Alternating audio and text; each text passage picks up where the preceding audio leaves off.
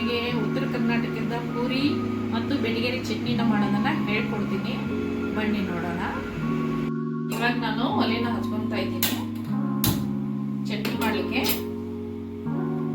First ಮಾಡೋದಕ್ಕೆ ಬೇಕಾಗಿರೋ ಸಾಮಗ್ರಿಗಳು: ಒಂದು ಹಸಿಮೆಣಸಿನಕಾಯಿ ಕಟ್ ಮಾಡಿರೋದು, ಒಂದು ಈರುಳ್ಳಿ, ಕೊತ್ತಂಬರಿ ಸೊಪ್ಪು, ಕರಿಬೇವು ಮತ್ತು ಸಾಸಿವೆ, ರುಚಿಗೆ ತಕ್ಕಷ್ಟು ಉಪ್ಪು. ಇದನ್ನ ನಾನು ಬಳಸಿಬಿಟ್ಟು ಇವಾಗ ಚಟ್ನಿನ ಮಾಡ್ತೀನಿ, ಪೂರಿ ಮಾಡ್ತೀನಿ. ಇವಾಗ ನಾನು ಒಲೆನ ಹಚ್ತಾ ಇದ್ದೀನಿ. ಇವಾಗ ನಾನು ಆಯಿಲ್ನ ಹಾಕ್ತಾ ಇದ್ದೀನಿ.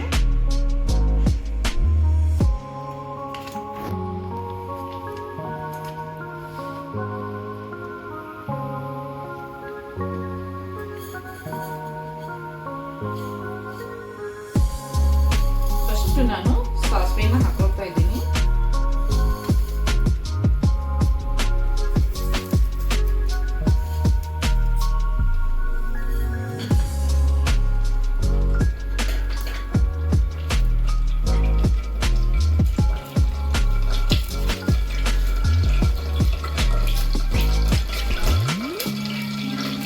ನೆಕ್ಸ್ಟ್ ಕರಿಬೇವನ್ನ ಹಾಕೋತಾ ಇದ್ದೀನಿ.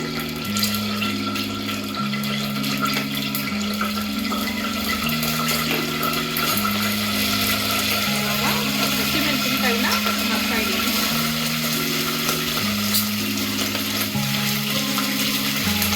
ಈರುಳ್ಳಿನ ಹಾಕ್ತಾ ಇದ್ದೀನಿ.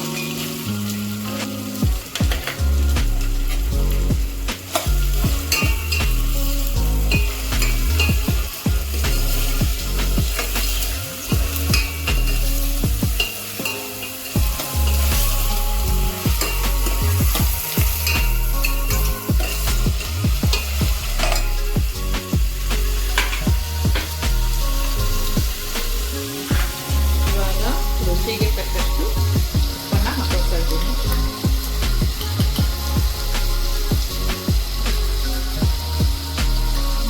ಇವಾಗ ಸ್ವಲ್ಪ ಸಕ್ಕರೆನೂ ಹಾಕ್ತಾ ಇದ್ದೀನಿ. ಸಕ್ಕರೆ ಹಾಕಿದ್ರೆ ಚೆನ್ನಾಗಿರುತ್ತೆ ಚಟ್ನಿ. ಸ್ವಲ್ಪ ಅರಿಶಿನ ಹಾಕ್ತಾ ಇದ್ದೀನಿ.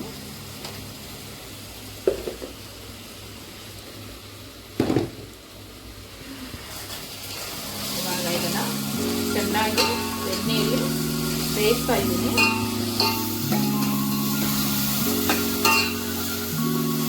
ಹುರುಗಡ್ಲೆ ಹಿಟ್ಟನ್ನ ಕಲಿಸ್ತಾ ಇದ್ದೀನಿ.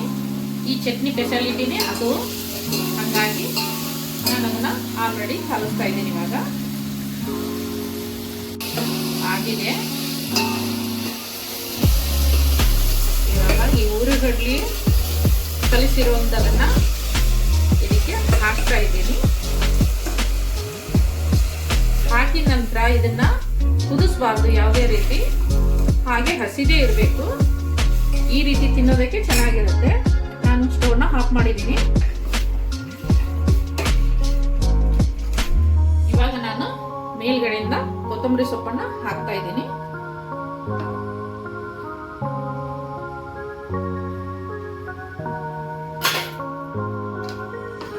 ಚಟ್ನಿ ರೆಡಿಯಾಗಿದೆ. ಇವಾಗ ನಾನು ಪೂರಿನ ಮಾಡೋದಕ್ಕೆ ಎಣ್ಣೆನ ಕಾಯಕ್ಕಿಟ್ಟಿದ್ದೀನಿ.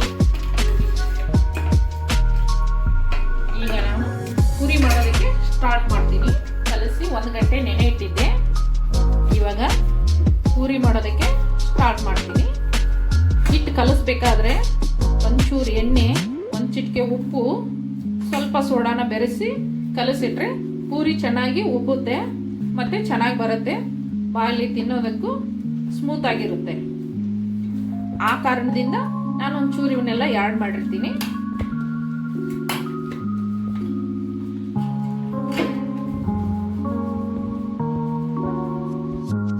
ಕೆಲವೊಬ್ರು ಮೈದಾ ಹಿಟ್ಟಿಂದ ಪೂರಿ ಮಾಡ್ತಾರೆ, ಆದರೆ ಕೆಲವೊಬ್ರು ತಿನ್ನಬಾರ್ದು, ಅದು ಆರೋಗ್ಯಕ್ಕೆ ಒಳ್ಳೇದಲ್ಲ ಅನ್ನೋದ್ರಿಂದ ನಾನು ಚಪಾತಿ ಹಿಟ್ಟಿಂದ ಪೂರಿನ ಮಾಡ್ತಾ ಇದ್ದೀನಿ.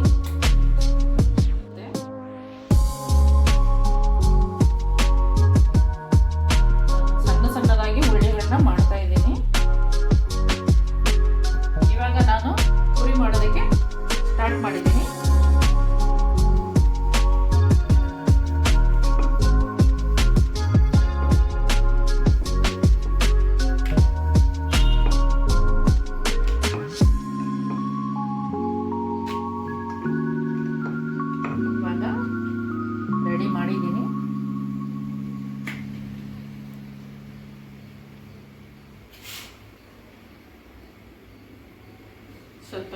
ಬಿಸಿ ಆಗಲಿ, ಅಲ್ಲಿವರೆಗೂ ಇನ್ನೊಂದನ್ನು ಲಟ್ಟಿಸ್ತಾ ಇರ್ತೀನಿ. ಒಂದೇ ಸಲಿಗೆ ಲಟ್ಟಿಸಿನೂ ಮಾಡ್ಬೋದು, ಮಾಡ್ತಾ ಮಾಡ್ತಾನು ಬೇಯಿಸ್ಬೋದು. ಹಾಗಾಗಿ ನಾನು ಒಂದೇ ಸಲಿಗೆನೆ ಮಾಡಿ ಇಟ್ಕೊಳ್ತಾ ಇದ್ದೀನಿ.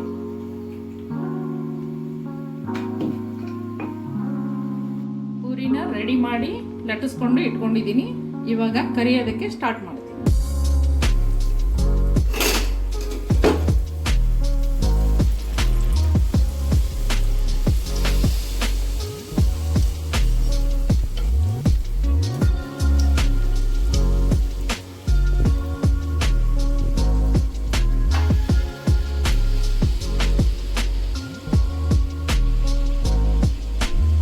ಈ ತರ ಪುರಿನ ರೆಡಿ ಮಾಡ್ಕೊಂಡಿದ್ದೀನಿ.